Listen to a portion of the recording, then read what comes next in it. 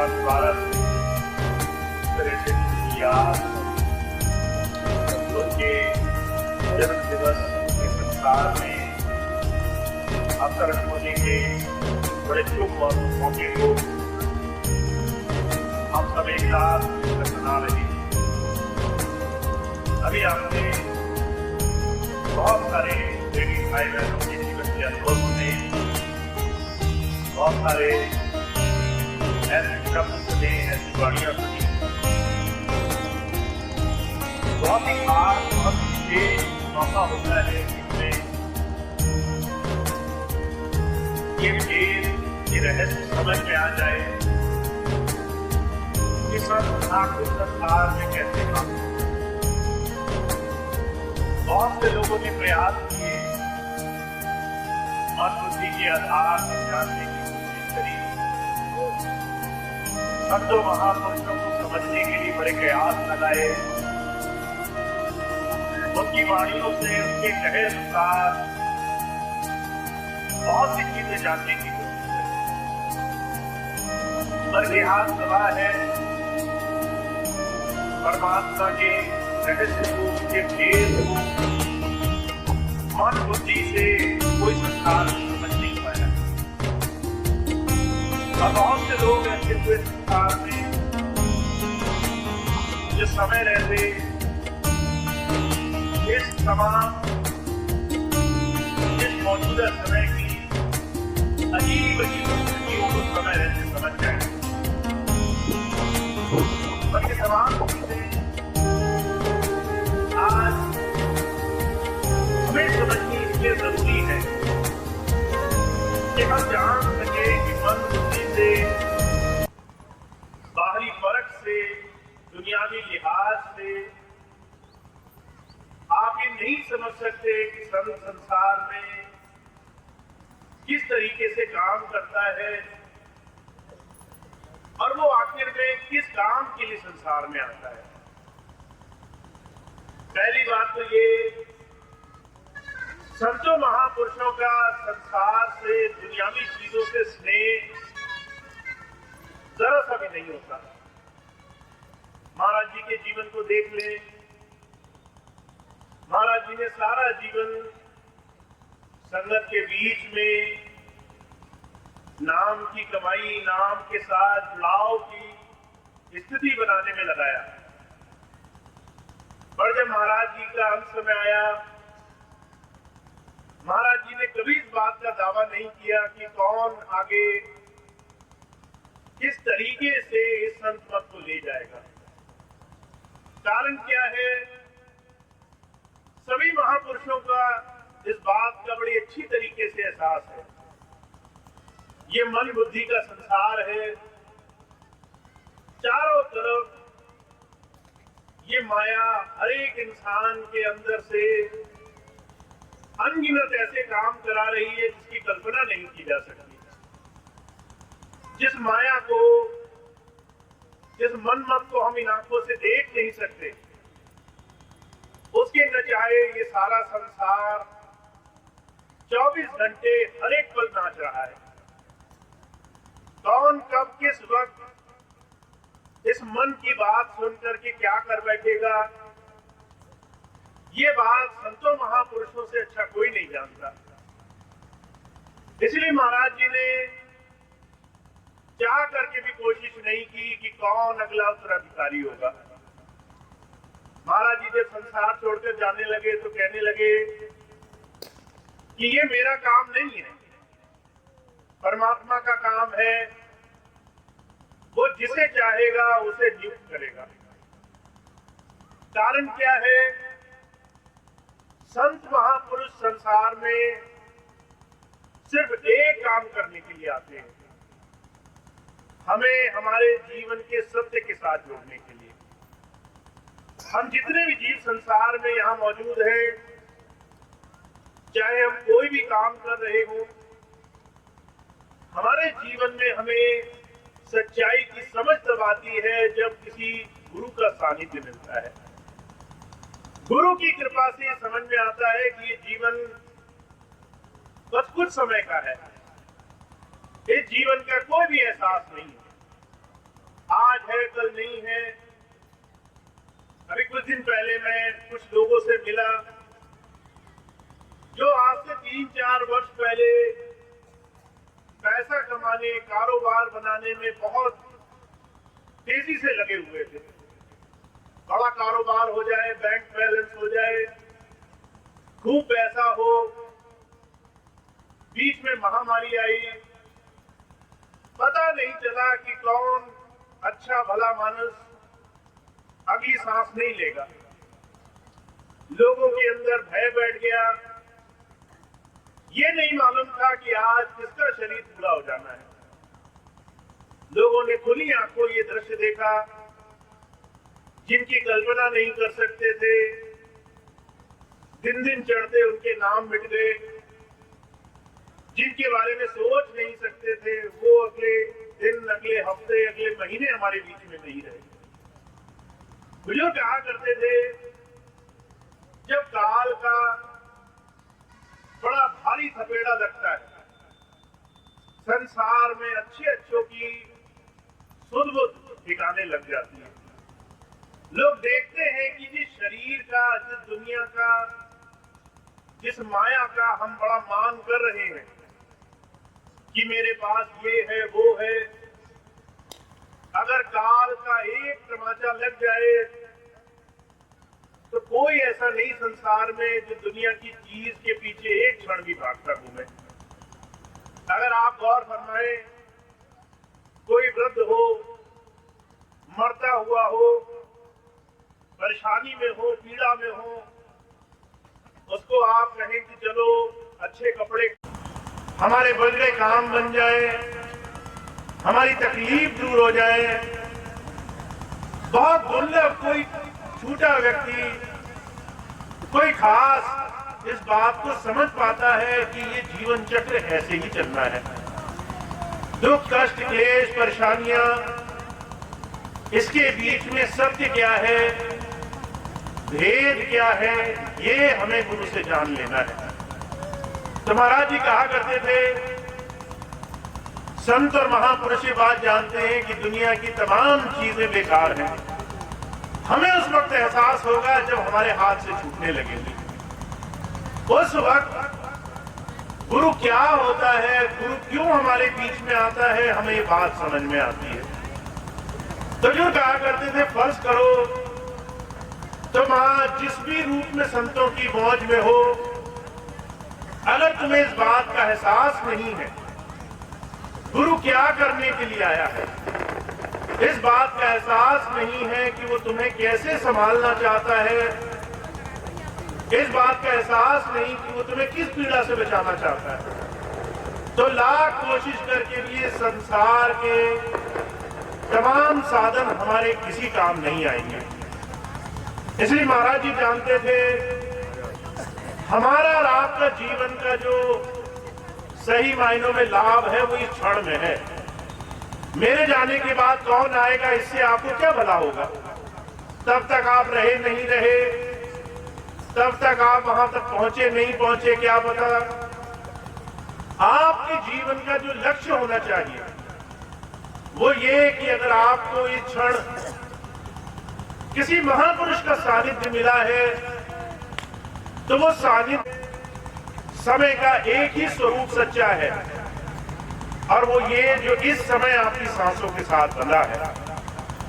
अगर इस स्वरूप को आपने गुरु जी के साथ जोड़ा है तो ये कारगर है।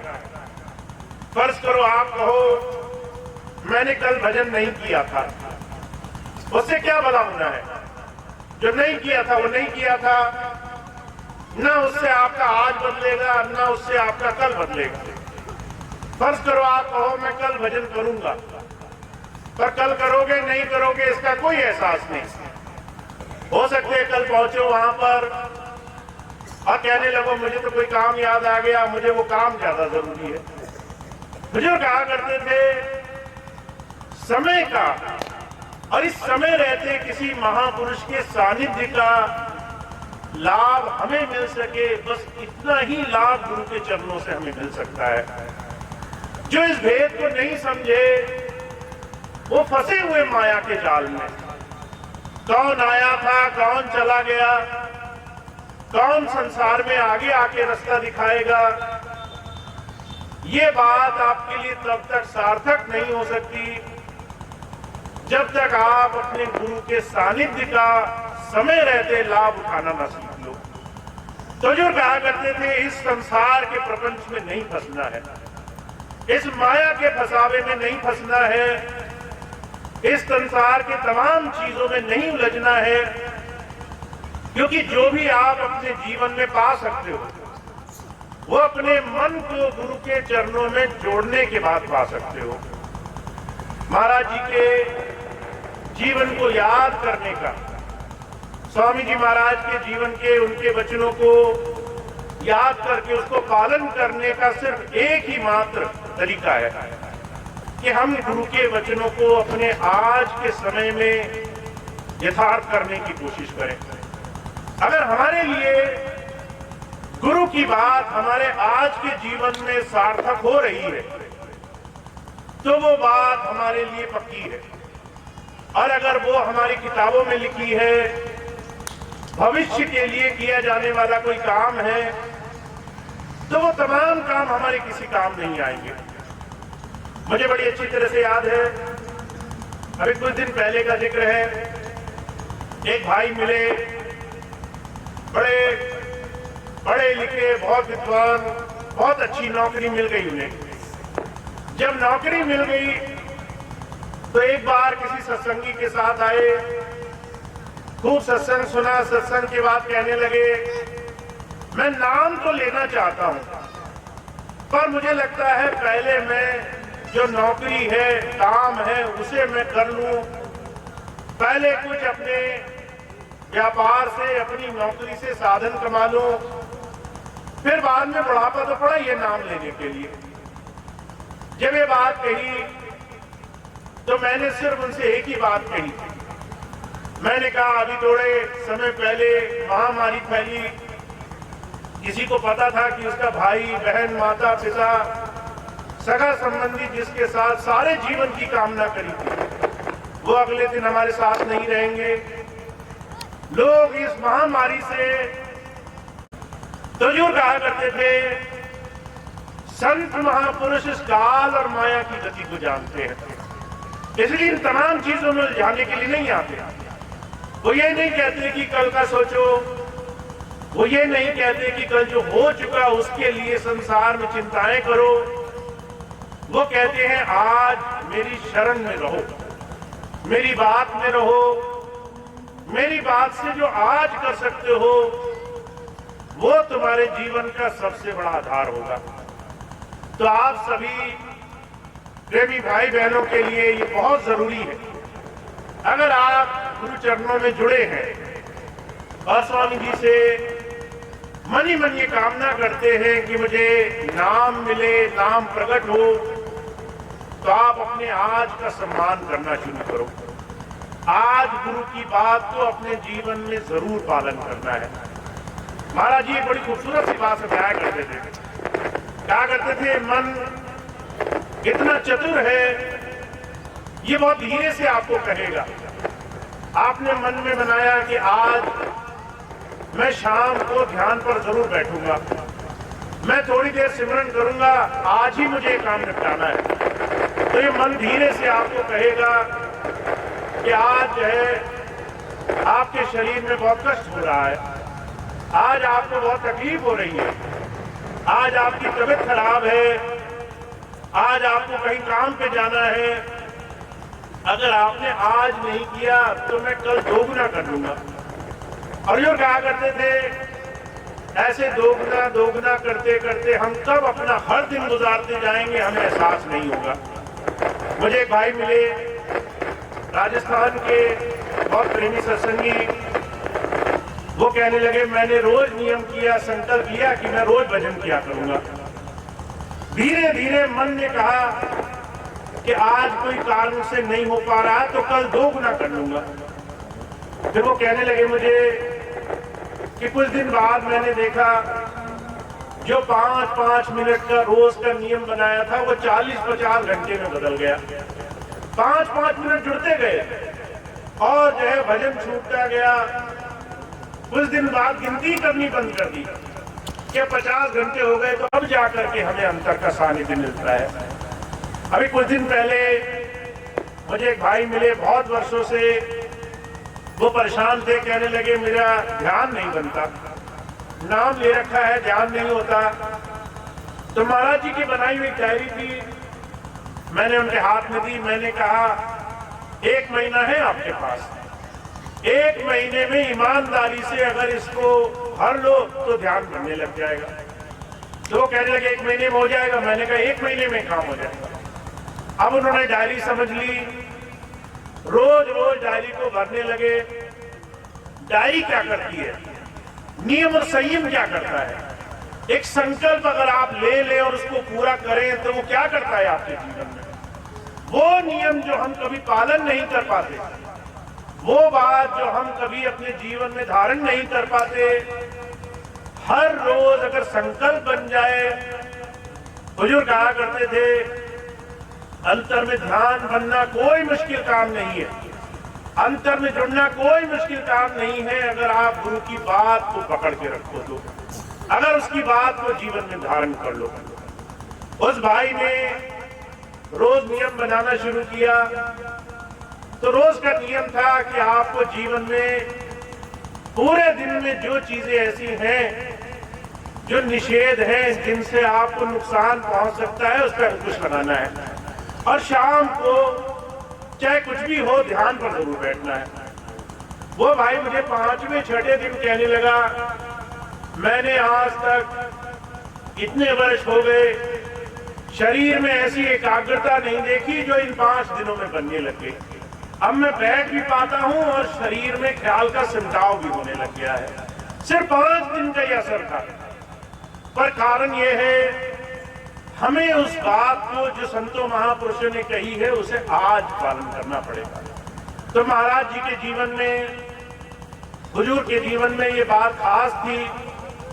उन्होंने जो कुछ भी किया पूरे मन, पूरे भाव, पूरी लगन के साथ किया। वही ज्ञान, वही तरीका उन्होंने स्वामी जी को दिया, वही ज्ञान, वही तरीका आप और हम सबको मिला है। हमें सिर्फ एक बात करनी है, और मैं ज्यादा बाहर की बातें नहीं करता। मुझे इस बात में ज्यादा खुशी नहीं कि हम कितना बड़ा संगठन बन जाए, मुझे इस बात में ज्यादा खुशी है कि हम कितना सच्चे दिल से अंदर से जुड़ करके गुरु के नाम से जुड़ने वाले गुरु के प्यारे जीव बन जाए। तो महाराज जी के जन्म दिवस के इस पावन अवसर पर आप सभी को गुरु के चरणों से जुड़ने का ये सुंदर सौभाग्य मिले। अंदर आप गुरु की दया में से जुड़ सके, गुरु की बात का आप पूरे मन से, पूरे नाम की कमाई का सार अंतर जुड़ जाने से जुड़ा हुआ है। और हमें आपको अगर अभी तक वो रास्ता नहीं मिला है तो वो रास्ता मिले, और उसमें हम अभ्यास पर बहुत प्रेम भाव से जोड़ लगाएं। इसी कामना के साथ मैं आज अपनी बात समाप्त करता हूं।